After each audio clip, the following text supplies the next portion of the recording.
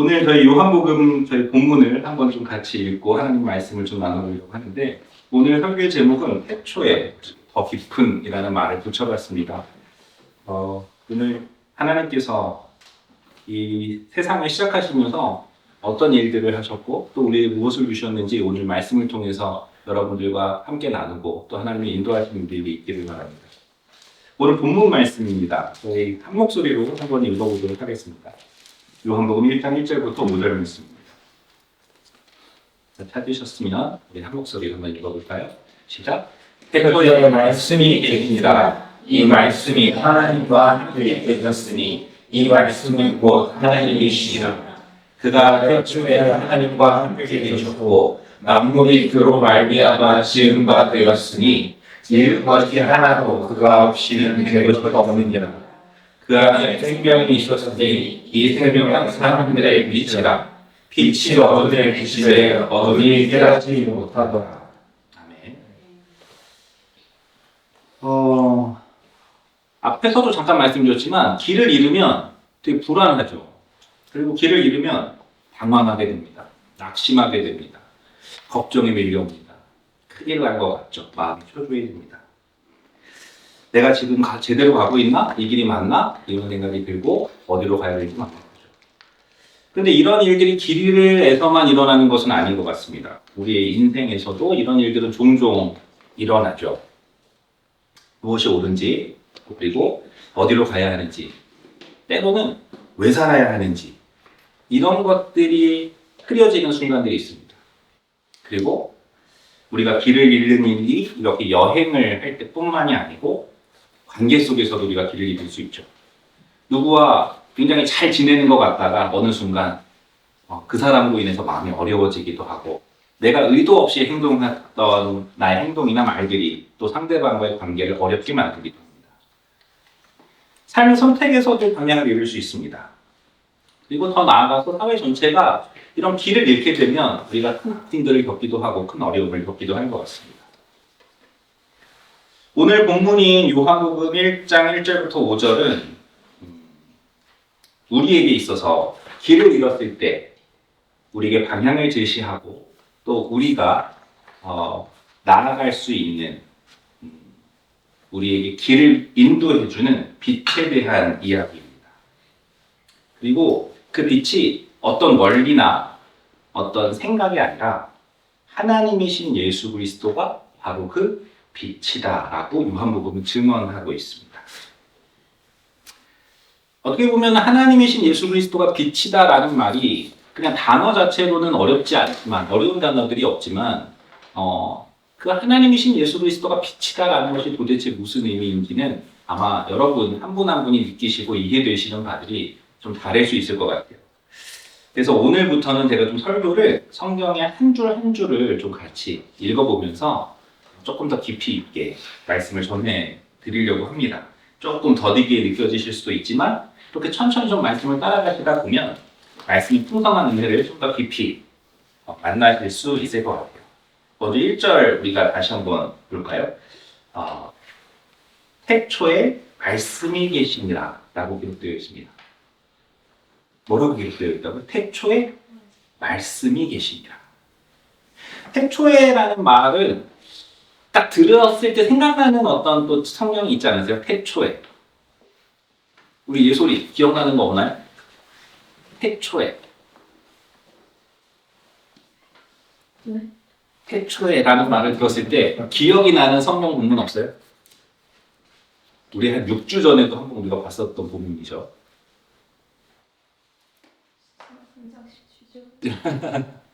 창세기 1장 1절을 우리가 생각해 볼 수 있겠죠. 태초에 하나님께서 천지를 창조하셨다라는 말씀이 있습니다. 어쩌면 요한은 태초에 말씀이 계시니라라는 이 말씀을 기록할 때 우리가 지난번에 다 같이 봤었던 창세기 1장 1절 태초에 하나님이 천지를 창조하시니라라는 이 구절을 생각하고 있었던 것 같아요. 그래서 자신이 기록하는 예수 그리스도에 관한 이야기의 시작을 하나님이 이 세상을 만드셨던 창세기 1장 1절과 동일한 단어, 동일한 구조로 시작을 하고 있습니다. 즉, 요한은 지금 예수님에 대한 이야기를 시작하면서 세상 제일 처음에 있었던 일을 지금 끄집어내고 있는 거죠. 무슨 얘기일까요? 왜 예수님 이야기를 하는데 세상 첫날 처음에 있었던 이야기부터 시작을 할까요? 준우를 자꾸 쳐다보면 준우가 부담스러워하니까. 왜 그럴까요? 우리 영서님은 어떻게 생각하세요? 네. 네. 왜 예수님 이야기를 시작하는데 세상 첫날에 있었던 일부터 시작할까요? 예수님이 천지창조를 하셨기 때문에. 그렇죠. 예수님 이야기가 어느 날 갑자기 시작된 이야기가 아니다라는 것입니다. 예수님은 역사의 한복판에 갑자기 나타나신 분이 아니라는 얘기입니다. 그러니까 예수님은 태초부터 계셨다라는 얘기예요. 이 세상이 시작될 때부터 예수님은 계셨다라는 말씀입니다. 이어서 요한이 말합니다. 이 말씀이 하나님과 함께 계셨으니 이 말씀은 곧 하나님이시라. 이 말씀은 아주 중요한 말씀입니다. 요한은 예수님을 지금 설명하는 데 있어서 이 예수님이 단지 훌륭한 선생님이다라고 이야기하고 있죠. 훌륭한 선지자다라고 이야기하고 있지 않아요. 지금 뭐라고 말씀하시냐면 예수님에 대해서 요한은 분명하게 말합니다. 예수님은 하나님과 함께 계셨고 예수님은 하나님이시다라고 말씀하고 있습니다. 이 말씀이 하나님과 함께 계셨으니 여기서 이 말씀은 지금 로고스라는 단어인데요. 이 로고스라는 것은 원래 뜻을 보면 말해진 것 이런 의미를 갖고 있대요. 그러니까 무언가 우리가 말을 했을 때 말해진 것 이런 뜻이 있다고 합니다. 그런데 여기 보면은 이렇게 기록되어 있죠.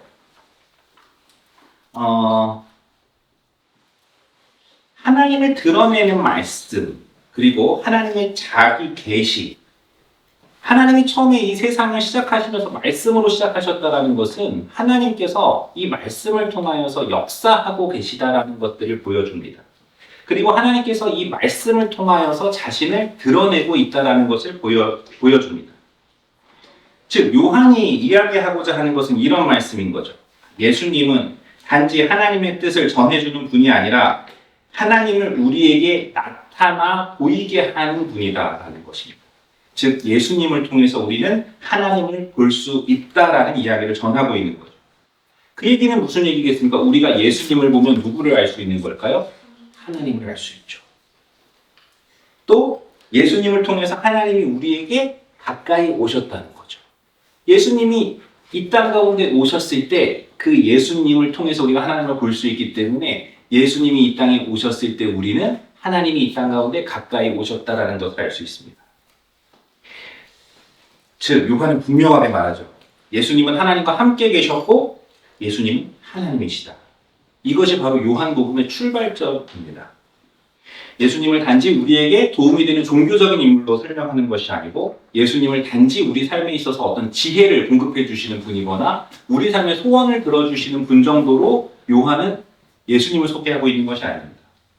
예수님은 우리가 조금 더 나이스하고 멋진 삶을 살아가는 데 있어서 길잡이 정도로 소개하고 있는 것이 아니라 요한은 지금 그 예수님이 하나님이시다라는 것을 강조해서 이야기하고 있는 것입니다.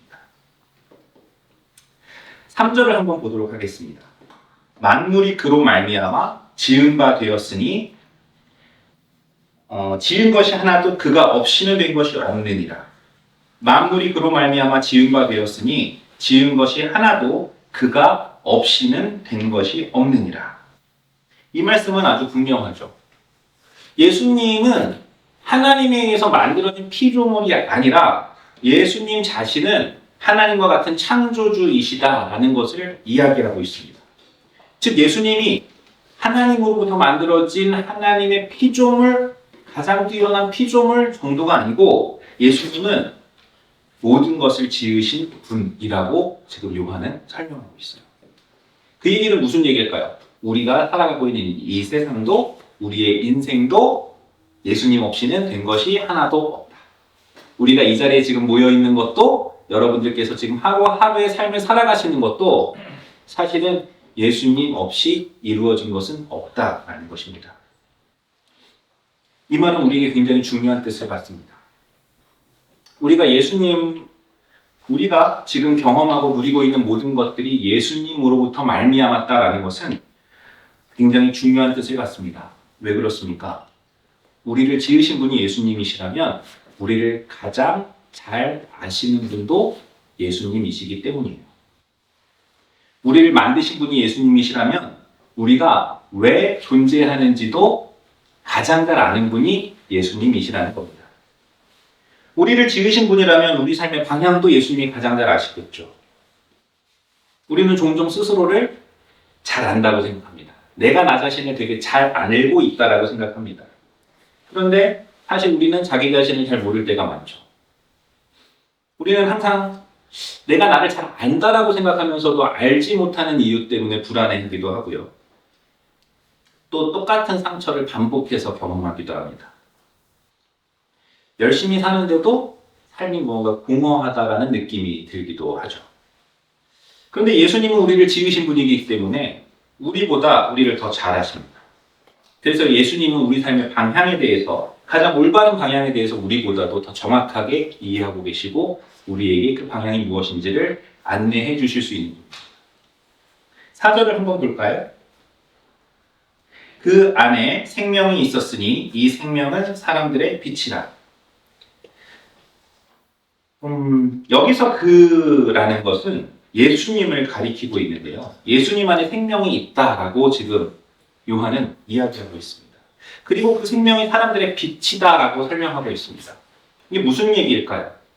예수님 안에 생명이 있고 그 생명은 사람들의 빛이다라는 말은 예수님 안에 사람이 살게 하는, 사람이 살도록 하는, 사람을 살게 하는 생명이 있다라는 뜻입니다. 그리고 예수님 안에 사람을 밝히는 그 빛이 있다라는 뜻입니다. 예수님 안에 사람을 다시 일으키는 빛이 있다라는 뜻입니다. 우리는 빛이라고 하면 보통 밝은 분위기를 생각하죠. 뭔가 환하고 밝은 그런 분위기들을 우리는 떠올립니다. 그런데 성경이 말하는 빛은 그것보다도 훨씬 더 깊은 의미가 있어요. 첫 번째로 빛이 있으면 우리는 보지 못하던 것들을 어떻게 되죠? 볼 수 있게 되죠. 우리가 어둠 가운데에서 어디로 가야 할지 모를 때 빛이 있으면 우리는 어떻게 하죠? 어디로 가야 할지를 알게 됩니다. 빛은 두려움 때문에 멈춰있던 사람을 다시 걸어가게 됩니다. 빛은 두려움에 떨고 있는 사람들에게 나아갈 용기를 줍니다. 빛은 우리 자신의 부끄러움들을 드러내기도 하지만 빛은 또한 우리의 부끄러운 부분들을 덮어주기도 합니다. 어두운 방에 한번 들어가 보는 생각을 한번 해볼까요? 우리가 어두운 방에 들어가면 어떨까요? 그 방에 무엇이 있는지 보이지 않겠죠. 문이 어디 있는지도 잘 보이지 않겠죠. 내가 어디에 있는지도 매우 헷갈릴 겁니다. 근데 불이 켜지면 어떻게 됩니까? 모든 것이 보이기 시작합니다. 문이 보입니다. 길이 보이죠. 내가 서 있는 자리도 보입니다. 빛이 있다라는 것은 그런 것입니다. 예수님이 우리 삶의 빛이라는 것은 바로 그런 뜻입니다. 여러분의 삶 가운데서 예수님께서 여러분의 삶이 어떤 모습인지를 비춰주십니다. 우리의 상태를 알게 해주십니다. 우리가 어디로 가야 하는지를 가르쳐 주십니다. 그리고 5절은 이렇게 이야기하죠. 빛이 어둠에 비침에 어둠이 깨닫지 못하더라.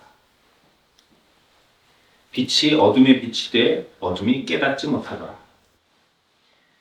빛은 어둠 속에 비치고 있습니다. 빛이 오지 않은 것이 아니죠. 빛은 이미 비추고 있습니다. 빛이 이미 비치고 있는데 사람들이 그 빛을 알지 못한다는 것이 문제입니다.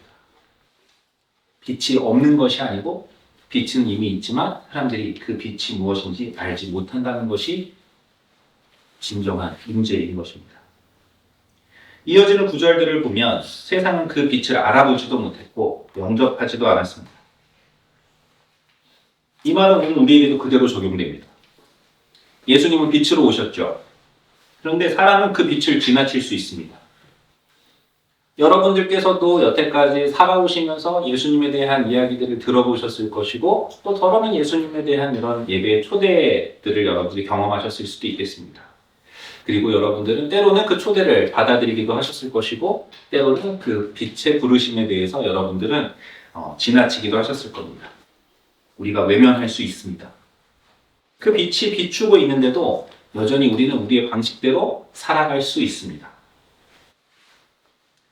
앞에서 길에 대한 말씀을 드렸었는데 다시 한번 우리 길에 대한 생각들을 간단히 해볼까요? 길을 잃고 있어도 우리가 길을 잃어버린 상황에서도 어디로 가야 하는지 우리가 묻지 않는 경우들이 있습니다. 내 생각에 맞는 대로 내가 옳다라는 생각대로 계속해서 내 방식을 고집할 때가 있죠. 도움을 받아야 되는데 끝까지 혼자 해보겠다라고 우리가 고집을 부릴 때가 있습니다. 빛이 필요한데도 내가 괜찮다라고 버틸 때가 있죠. 그래서 오늘 말씀은 우리에게 조용하지만 분명하게 묻는 것입니다. 지금 우리는 그 생명의 빛을 알고 있는가? 지금 우리는 그 생명의 빛을 누리고 있는가? 지금 우리는 정말 예수님의 빛에 따라서 살고 있는가?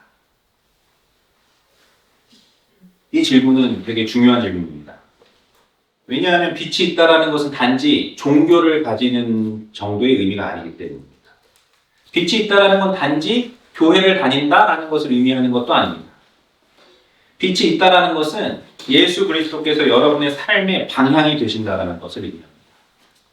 그래서 우리가 이 빛을 알고 이 빛 안에 거하고 있다면 우리는 삶의 목적과 방향들을 분명하게 이해할 수 있습니다.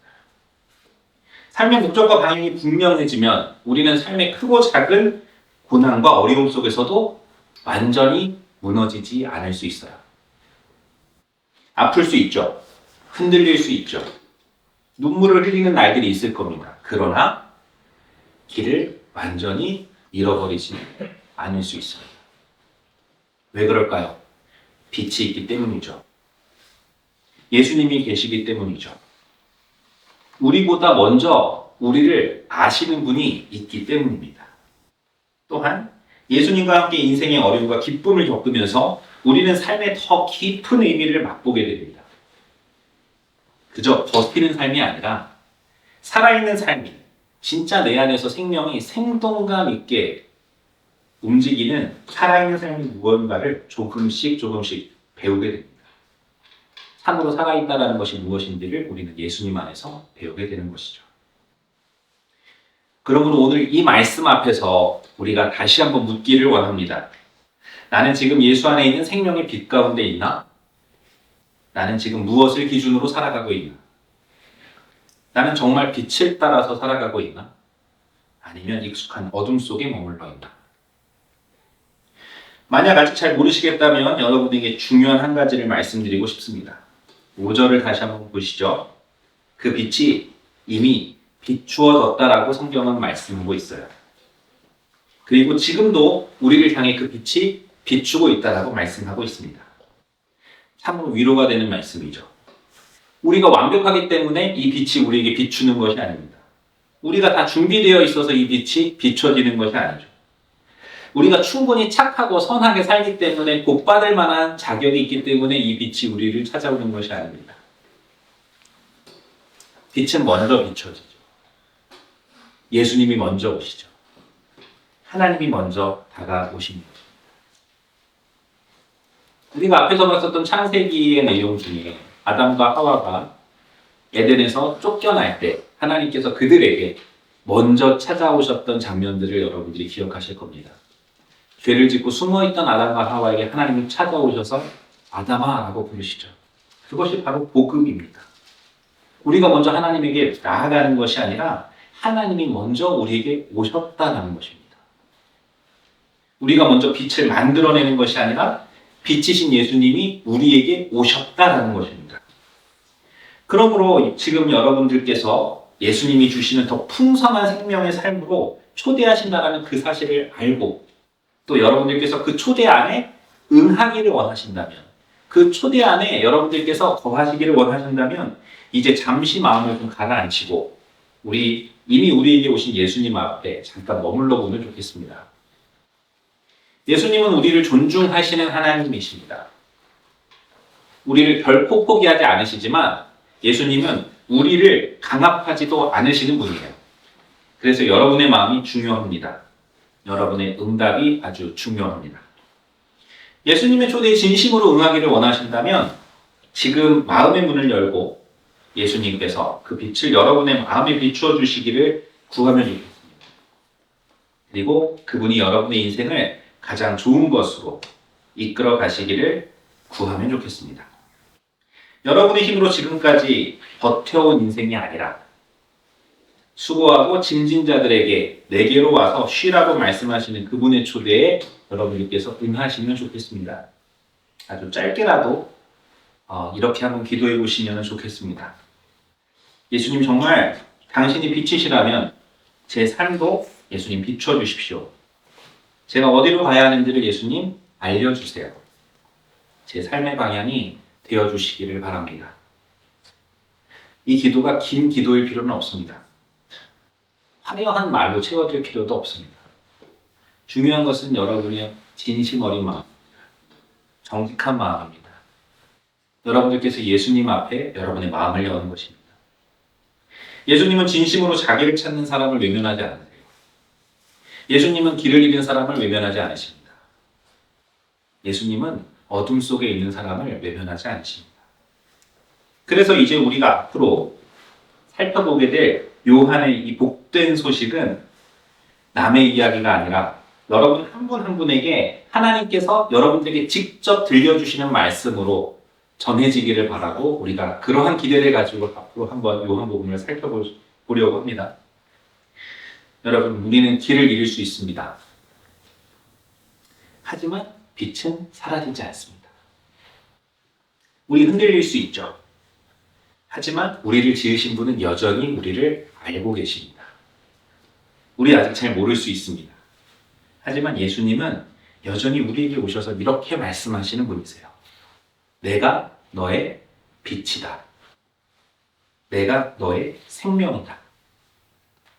내가 너의 길이다. 오늘 이 말씀 앞에서 그 빛이신 예수님을 다시 바라보는 저와 여러분들 되시기를 주의 이름으로 간절히 축원합니다. 아멘. 저희 함께 오늘 주시는 말씀들 조용히 다시 한번 우리 좀 생각하면서 기도하면 좋겠습니다. 혹시라도 오늘 말씀 가운데에서 하나님께서 나에게 함께 하자라는 초대의 음성을 들으신 분들이 있으시다면 제가 앞에서 말씀드렸던 그 기도를 정말 하나님 앞에 좀 정직하게 그리고 마음을 담아서 드리는 줄 알고요.